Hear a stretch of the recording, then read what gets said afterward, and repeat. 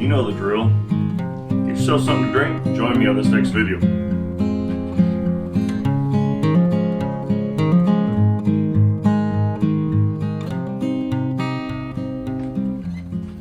Welcome back to the shop. We've got a project here today.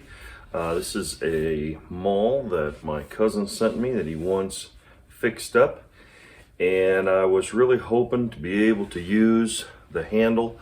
I don't know what that is right there. It looks like a screw has been put through it, and it looks like there was a washer or something on there. So I don't know if this was a display piece. I don't know if it was mounted somehow. I don't know. I don't understand. But I think the handle is not something that we're going to be able to use. There are a lot of cracks down here in the butt of the handle.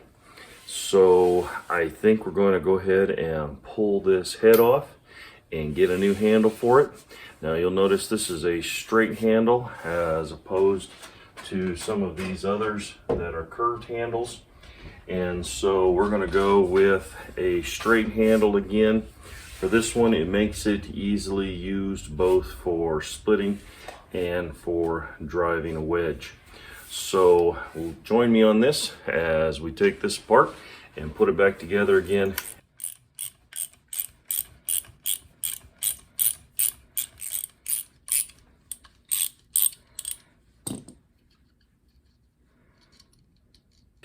These are a couple of drifts I made on my own out of some rebar. Made a smaller one here for smaller axes. And then I made this larger one. I think that's going to serve us to knock this out.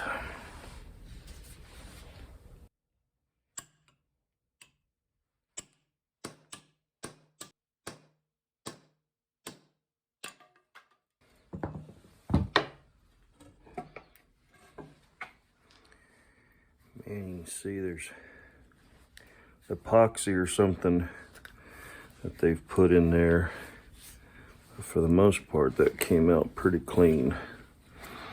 We'll bevel this edge. As you know, I like for that to run up on the grain rather than to cut and scrape the grain.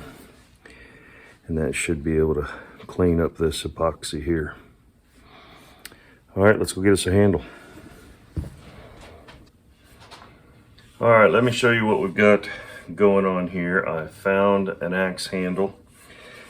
It was the only one in town that was an axe handle with a straight. That was a straight handle on the end. Everything else was curved. All the straight handles in town are for double bit. So I was able to get this one. I did fit it and see that it would work for the Maul. The problem is there is a little bit of a swell right here, but there was no swell on the width here. And grain orientation, everything is good. So what I've decided to do, and I didn't film it because I wanted to give full concentration on what it was I was doing. I'll share with you what I did, but I will not recommend it. I'm not saying don't do it, but I'm not saying it's a good way to do things. I wanted to remove some of the width. They make these handles so stinking thick. Up here you want some thickness, but down here you don't want so much thickness here. So I took it on my large table saw and took a 1/16 of an inch. I don't know if you can see that. I took a 1/16 of an inch off on both sides, and now we'll be able to use our file to put that, get that back in, to blend it nicely, and it should be a pretty comfortable handle. I am going to try to thin it out this way just a little bit as well, so that it'll be a more comfortable handle. So we'll bring you down here on the bench and let's get this thing shaped out. A viewer was commenting on my file here. It really is a nice, good aggressive file that works well. It's called a Shinto. And they're like little hacksaw blades. I don't know if you can see that really well. They're little hacksaw blades in a waffle type pattern.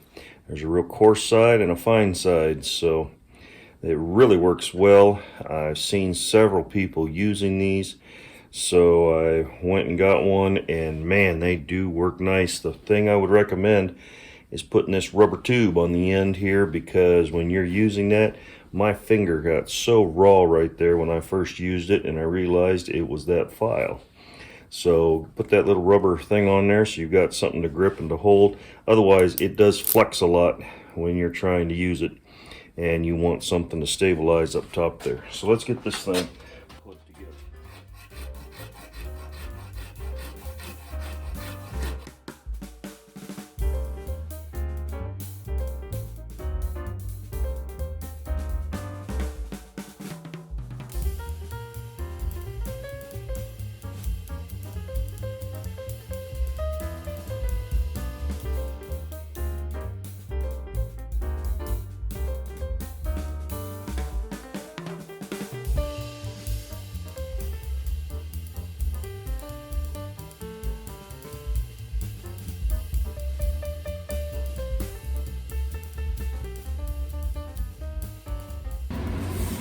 Alright, we've got this thing nicely tapered. I don't know if you can see on the camera how nice and thick it is right here and how that tapers down right there.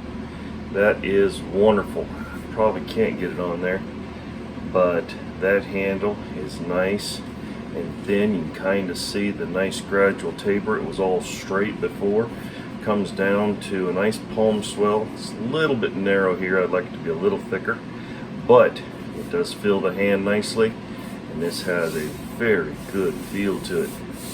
So I am very proud how this thing turned out. Let's get that head fit.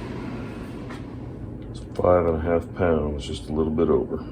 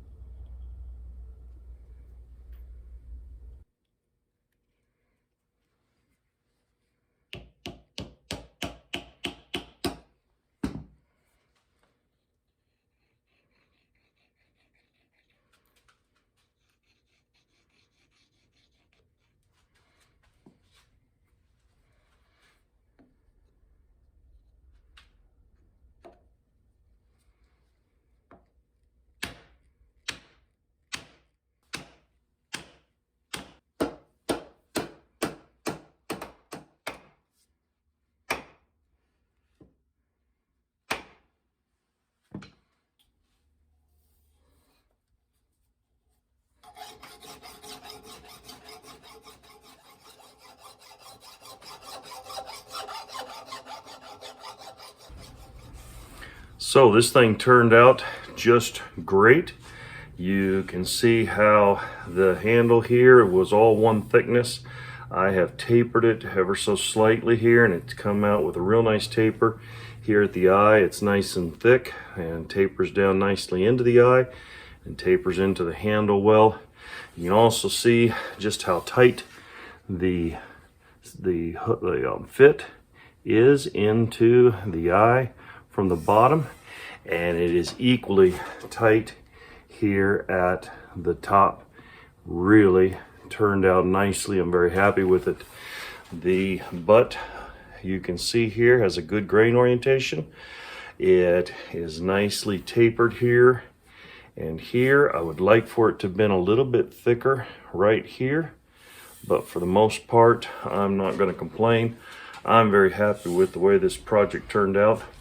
One more thing I want to point out, you may remember how there was a real, a mushrooming of the middle of the bit. I've taken that out. A maul is not supposed to be sharp, so we've not sharpened it. We just contoured that and taken that up and cleaned it up really, really well.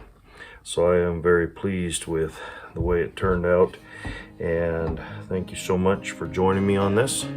I hope that you'll give us a thumbs up, like, share, subscribe. Hope to see you on the next video. Thanks again. God bless.